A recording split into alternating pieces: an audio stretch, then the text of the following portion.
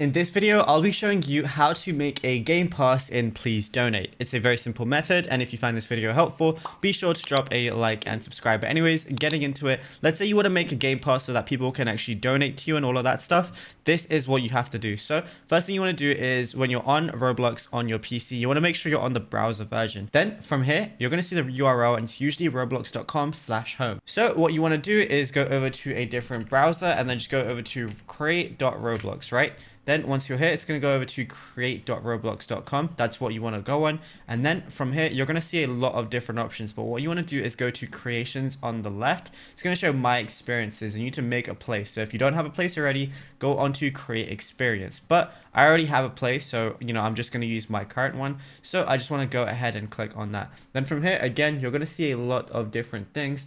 But what you want to do is you want to scroll down on the left and until you're under monetization, and you want to go ahead and click on passes. From here, as you can see, I already have a few that are enabled, but if I want to make one, all I have to do is press create a pass right here. I can change the image if I want to. You can name it whatever you want. So I'm just going to name it Game Pass with a few S's. Just, you could have any description up to 1,000 characters, and then you want to press create pass. Then from here, as you can see, the one I just made is right here. And as you can see, currently it's off sale, but you can change that, within the settings if you want to as well. You can really just do whatever you want to it. If you just want to go to sales, then you can press item for sale, and then you can change it to anything you want. So let's say if I wanted, 7 Robux for this, I can enable regional pricing, press save changes, and now when I go back to passes, as you can see, the one that I just enabled is this one right here with 7 Robux, and then you'll be good to go.